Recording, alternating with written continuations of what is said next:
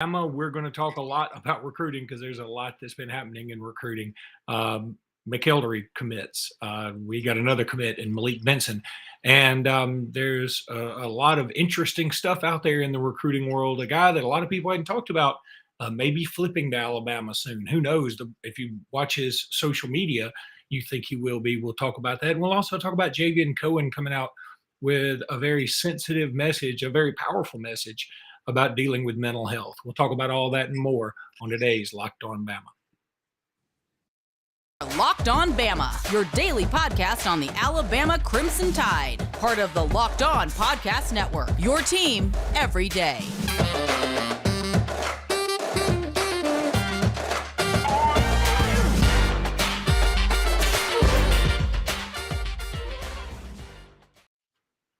Hey, everybody, and welcome back into Locked On Bama. Luke Robinson, that's me. Jimmy Stein, that's him. Jimmy, how are you today? Jimmy, how are you? Going on? So much for an off season. I'm doing just fine. Good. But a lot is going on. There really is. First of all, let's go ahead and get this out of the way. This episode brought to you by LinkedIn, our new sponsor. Appreciate LinkedIn so much. They will be the sponsor specifically every time John Garcia is on the show with us. He should be on the show with us Thursday. I'm going to record that Thursday, and I guess I'll try and put it out Thursday, but it may be Friday morning. Regardless, John Garcia, the best in the business when it comes to recruiting, will be with us Thursday, and that'll be brought to you by Locked In. Now, let's go ahead and talk about McElderry, who committed the other day. You did a quick hitter on it. Just some final thoughts on him, and did we ever learn exactly how to pronounce his name? Yeah, it is Ryquez McElderry. McElderry. He is committed, excited to get him. Again, I encourage people, look, I remember this story is almost irrelevant, but years ago when we were recruiting not so great, before Nick got here and Alabama was under some crushing sanctions, the recruiting situation was a lot different. It was headed by someone a lot different than Nick Saban. We would pick up commitments and our fans would get excited. And I was not a very popular internet poster at that time because I would tell people, when you beat Southern Miss for kids, you know what you are? Southern Miss. And fans would try to talk themselves into loving each one of these kids. And we were beating Southern Miss, and then we'd beat Troy, and then maybe we'd beat Ole Miss, and then maybe we'd beat Memphis. And fans would find a way to get excited. And I was always talking about who you beat to get the kid, who was his best offer. And unfortunately for several kids was Alabama. And most of those kids didn't really pan out. Some of them did. Most of them did not. My point is this: Ryquez is not ranked very highly, but who did Alabama beat to get him? Georgia, the national champions, who, by the way, play really well at the line of scrimmage. Not only did Alabama beat Georgia, I'll tell you a program that was busting to get him was Tennessee. Tennessee tried very hard to flip him to Knoxville, and Auburn had quite a bit of success in trying to flip Ryquez. As a matter of fact, if Alabama had pulled their offer because they decided they liked other kids more this summer at camp, I think Ryquez would have flipped, and he would have flipped maybe to Auburn over Tennessee.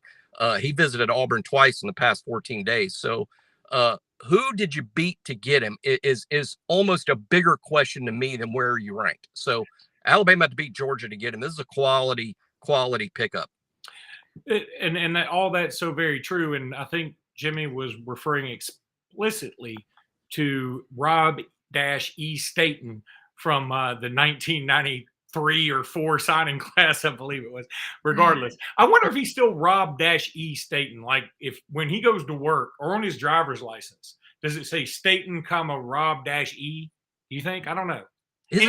Isn't that a thing now? And it means like high tech something. I mean, if something is -e, it means like he was -big E though.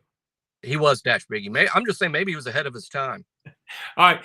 A couple other quick recruiting notes, and then we'll talk about Malik Benson, and we'll also talk about a potential surprise flip in just a minute. But first of all, Jeremiah Cobb, the best running back in the state this year, he commits to Auburn. Alabama didn't really pursue him.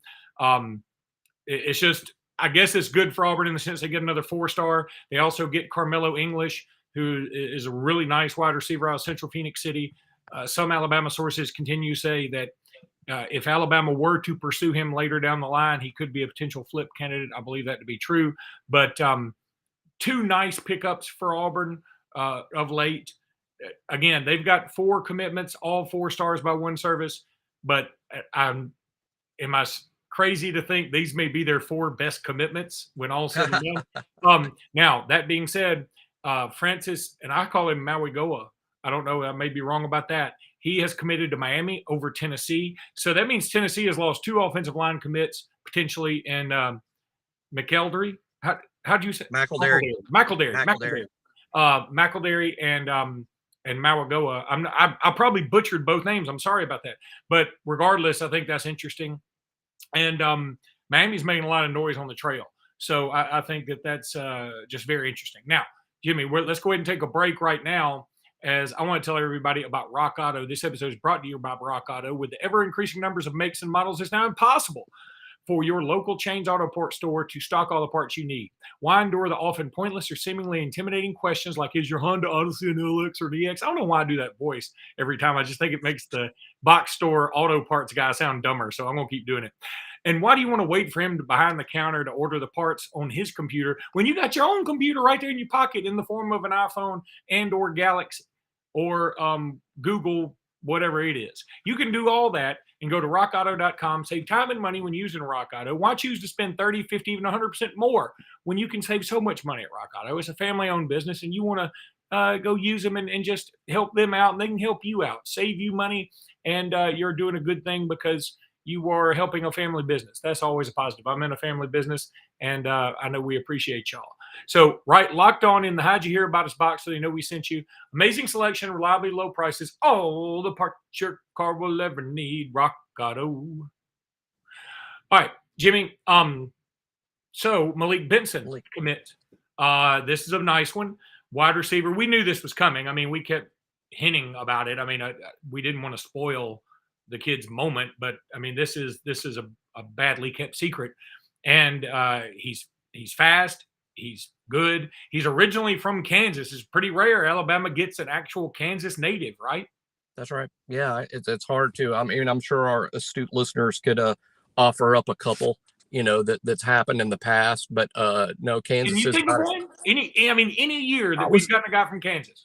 Yeah, I mean, as a surprise question, I wasn't ready for that. But I mean, off the top of my head, no. Off the top of my head, no. But I want to say, I don't know why I'm remembering this, but I want to say maybe a couple of Ray Perkins guys in the 80s were from Kansas. But would they have been junior college guys or actual Kansas natives? Maybe that's why I'm thinking Kansas, because they were JUCO guys, and we've signed players out of Kansas junior colleges. Heck, we got one in the last class from the same junior college in Kitzelman. But Malik is literally from Kansas, as is Kitzelman, by the way. Yeah. They're both. Oh, well, then you answered your own question. Well, I just realized, they're both from Kansas. So I guess it wasn't that long ago. But no, it's rare. But let me tell you, Benson is so good. He's so good. And I've told the story multiple times, but it's worth telling again. When I was first told by people that know such things that, hey, Alabama may take this junior college wideout. And I'm thinking, why would they take a junior college wideout? Why are they looking for that? Why not get one out of the portal? And why do you need one at all? There's 12 on scholarship, and literally all 12 could come back if they choose. That's not going to happen. But literally all 12 have the eligibility to return. 12 is too many. And when you say, so what, you can never have too many of these. Well, this is how math works. If you have too many receivers, then you're short somewhere else. Okay. So we're short somewhere else. And the answer is we're short at linebacker. We're short at DB. We're short at quarterback, in part because we're over the limit at wide receiver. So I'm thinking, taking a JUCO, has coach lost his mind? That doesn't even sound right. So then, some weeks pass by and I hear that interest is real and it's reciprocated and the kid likes Alabama a lot and that this could really happen. So at that point, I'm like, well, I guess I need to know about this guy. And I flip on the tape, and then the world made sense to me again, because he is good. He is real good, as in probably our best receiver the day he shows up. that good. Every box is checked other than, super height. He's not short. He's legitimately 6 foot. We had a discussion today. We think he's been measured very accurately at 5'11 3/4. So we discussed it on 3. Yes. Do we put that down? And I'm like, hey, look, I've always gone by this rule, always, even before I was at On 3. And that's, if you're over something, then you're the next inch. Because I don't think people care that you're 5'11 and a half or 5'11 3/4. Spoken like a guy who's 5'8. Like a guy. It is, isn't it? Who's actually more like 5'7 3/4. Yeah. And that's why I go by that rule. But Jimmy, I don't mean to cut you off, but I want to tell you a funny story. I'm here at the beach, and my daughter, who's 5, she's got a quick wit about her. I mean, she's good, man. She's tough. We were getting on the elevator with our family the other day, and there was another couple, good-looking couple. I mean, like, the dude was good-looking, the girlfriend was smoking, but they were both about 5'7 and a half. And I'm 6'5", so I get on. I sort of dwarf him, but I don't even think about it. I mean, I'm just tall. I mean, I just go places. And so I get on the elevator, and my daughter is carrying 2 pool noodles, and she gets on the thing, and the guy just is a nice guy. He just wants to make conversation. He says, "Hey, little girl, you okay with those? Those things are taller than you are." She looks at him dead in the eye and goes, "They're taller than you too." And I was like, and the girlfriend fell out. And I was like, she was like, I mean, no, he said, "Boy, she's going to be a handful." And I said, "Yeah." But anyway, go ahead. That's funny because if they're the same height, 5'7 and a half, 5'8 is tall for a girl, and not tall for a guy. So that's got so funny that the girl sort of stuck the fork in the wound a little bit and twisted the knife. That's good. Or the fork. You know why they seem to get along great, because they always see eye to eye. But anywho, go ahead with Malik Benson. So Malik is so good. Again, a legit 6 foot tall. Okay, I gave him a quarter of 1 inch. A legit 6 foot tall. So he's not short. 185. So he's not small. Fast. 10-4, 10-500 meters. He compares himself to Jameson Williams, which is funny to me because, wow, man, you might want to take it down a couple notches here. Talking about the 12th pick in the draft with a torn ACL. But no, he compares himself to Jameson Williams. And how about this? He's not shy about telling our recruiting guy on 3, Joseph Hastings, in his interview, hey, when I show up at Alabama, it's with a whiteboard and it's got 16 months on it because it's 16 months until the NFL draft. I got 16 months to become a first-round pick. I mean, wow. That's the way he's looking at it. He's J.D. Davison-like in his one-and-done plan. He's showing up to play 1 year and be a first-round pick. I love the confidence. I love it because I think that's an asset. But let's be real honest, and I hope he's not listening to the show. Let's be honest. This guy's counting on being a first-round pick. And when he shows up, he's going to get covered by Kool-Aid, by Kyrie Jackson, by Earl Little. And he's going to find out in a damn hurry there ain't a Kool-Aid in the Kansas junior college. There ain't an Earl Little in the Kansas junior college system. How is he going to mentally handle it when he finds out that he's not Jameson Williams yet? He can be. He can become that, which is so exciting. But they're all humbled. They're all humbled at some point. And he's from Kansas. He's played in Kansas junior colleges. The odds that he's gone up against a Kool-Aid, certainly not in the games. So I'm just saying how he handles that will tell the story. But I wrote today on 3 on my piece on Malik's commitment. My thing was, can Malik be the number 1 receiver at Alabama in 2023? And my answer is yes. Yes, I'm half expecting, and it's not fair to expect that from a kid who hasn't played or practiced. But I think Malik Benson will be in the running to be the best wide receiver at Alabama, and that's why they took him. They didn't take him because they're like, oh, you know what, we need a JUCO wide receiver. They took him because they made the same mistake I did. They watched the tape. Jimmy, let me tell everybody about Built Bars. From the people who invented healthy and tasty comes the latest gift to your taste buds. You've probably tried the amazing coconut brownie chunk Built Bar, but guess what? Your friends at Built have given the coconut brownie chunk the Puffs treatment. That's right, the coconut brownie chunk Built Bar flavor you love in a deliciously chewy, marshmallowy covered in 100% real chocolatey. It's like a fluffy cloud of coconut brownie goodness. But stop drooling and listen. They're good for you. Low calorie, low sugar, high protein, and all deliciousness. You go to go to built.com, use promo code LOCK15, get 15% off your order. Go to built.com, use promo code LOCK15, get 15% off your order. Use promo code LOCK15 at built.com. Delicious coconut, rich, sweet, awesome brownie goodness, creamy marshmallow, everything. Stop fantasizing about this. Get to built.com and order your box of coconut brownie chunk Built Puffs right now. Go to built.com, use promo code LOCK15, get 15% off that order. All right, Jimmy, very quickly, because I do want to bring up what Javion Cohen said. But I'm going to say it. Suntarine Perkins, who's committed to Ole Miss, we all live in a yellow Suntarine, is a potential flip candidate. And I say this with some moderate knowledge, and also the fact that on social media, if you didn't know he was committed to Ole Miss, you would think he's committed to Alabama. Yeah, that's why we're bringing it up. His Twitter, his public Twitter. If you go to it today, as we record this, it's Tuesday afternoon. You'll be hearing this Wednesday morning, probably, or Wednesday, unless he takes it down, which is possible. But if you go to his Twitter account, the pinned tweet is him praising the Lord because he got an offer from his dream school, which is Alabama, and that offer was made last January.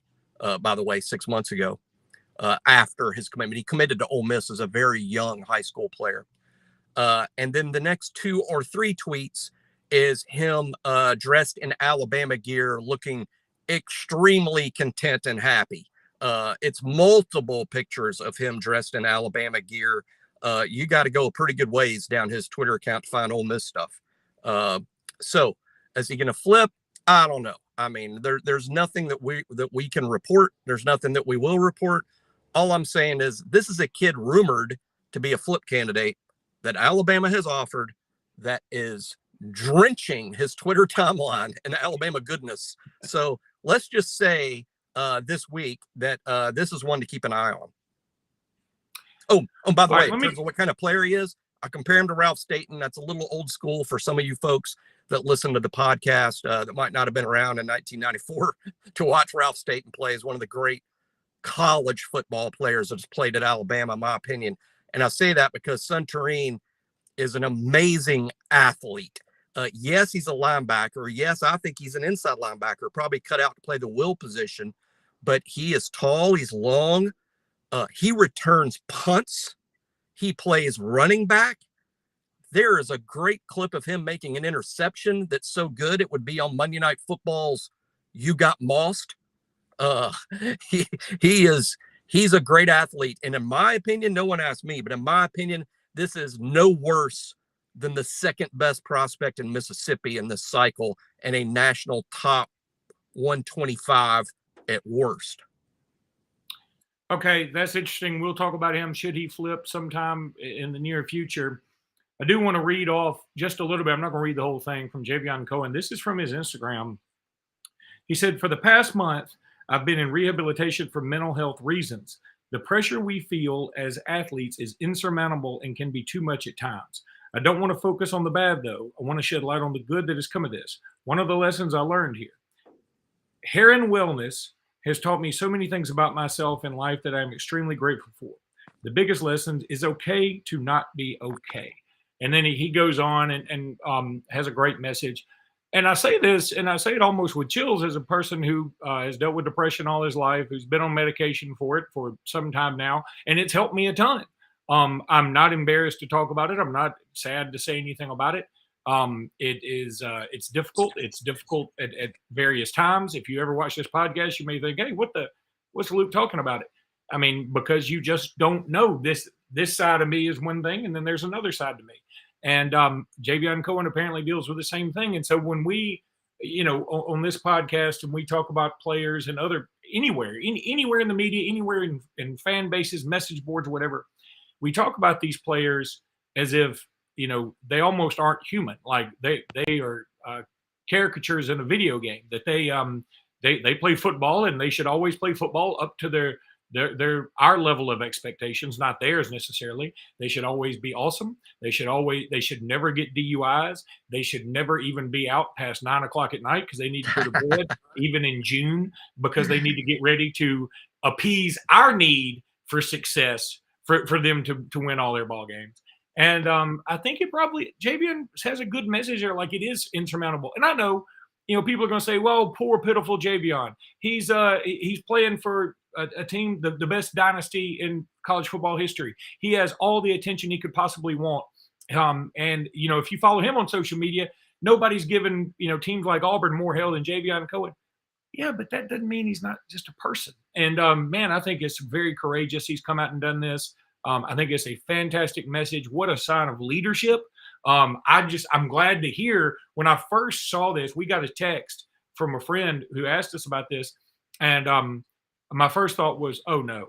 I hope he's not like right in the middle of the depths of depression right now or some other mental health issue. And actually, it sounds like he's already crossed that barrier. Like, he's better. Now, he's not going to be 100%, but he's better. And boy, aren't we glad this was caught now? I mean, if you want to go back to the selfish fan, Luke, I'm glad this was caught now so that this isn't affecting him during the season. In fact, I think it's going to make him an even better leader, right? Yeah. And so many things we'll continue talking about on the next show. But, man, one thing that snapped into focus for me, this is the second kid we've had in a few months. We had the kid that was a signee in the last class, Dane Shore, who really never participated in practice at Alabama because he was dealing with mental health issues that he has now spoken about. And he's going to play at UConn and not Alabama. And now Javion Cohen. And it made me think, Luke, Nick Saban, in his public comments since the end of the season, when he talks about the players, repeatedly uses mental health as being very important. He has said that, and it's caught my attention. And I thought it was interesting that Nick Saban would wave that flag because, you're like, why? And now I think we're starting to see why. I think Coach Saban himself better understands mental health issues and how it can relate with his players. Javion and Dane Shore, not the only players on this roster or in previous Nick Saban teams who have fought various different mental health issues. And it's bravery, literal bravery, like Javion Cohen is using, that helps normalize it and helps discuss it. He says in his piece that it helps him to talk about it.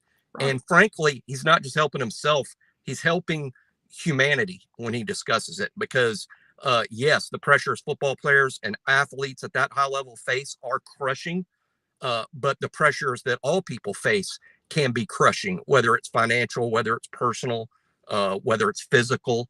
We all face some level of pressures. Football players are not excluded from that. They face a whole different set of pressure. Can you imagine if your job, like, hey, your job is to block Jordan Davis from Georgia, and if you don't, millions of Alabama fans are going to say that you suck and you're not good at your job and you can't do this. And he's going to go out there and block this 360-pound guy that runs like a deer. And the fans are going to kill him. And it just makes me think, as bad as I want to win, and I do want to win, trust me, this is obviously what I care about a lot every day. But you know what I care about more? And that's those players that wear that jersey. And it's a good reminder to us that instead of being fans all the time, why don't we be supportive all the time? Because that's what our players need, is support. And I'm really proud of Javion for being as brave. It took more bravery to post that than it does to stand in front of Jordan Davis.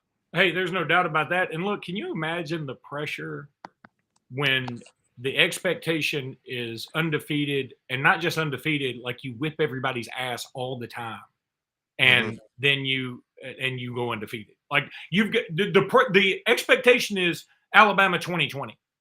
Yep.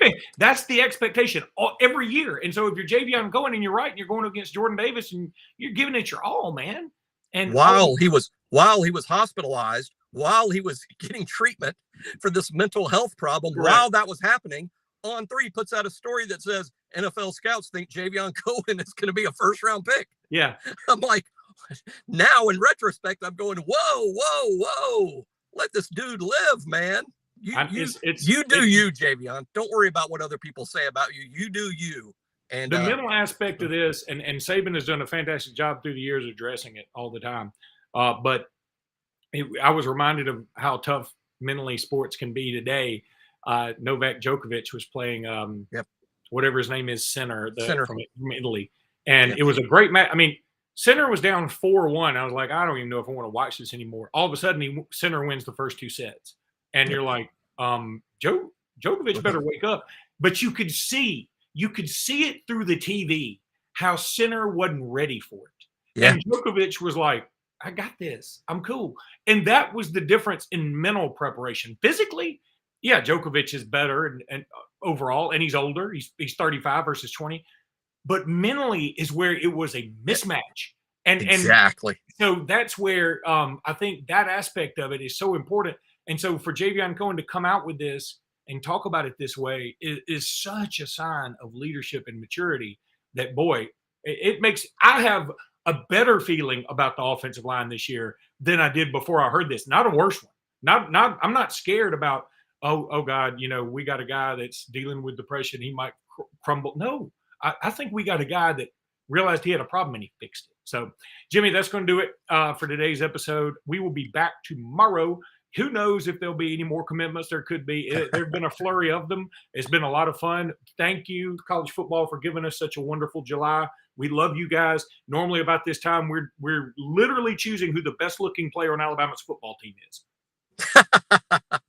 We'll do that again. I don't know if we can squeeze it in before fall camp, but we will do another one of those one day. All right, buddy. We'll talk tomorrow. Until then, roll tide.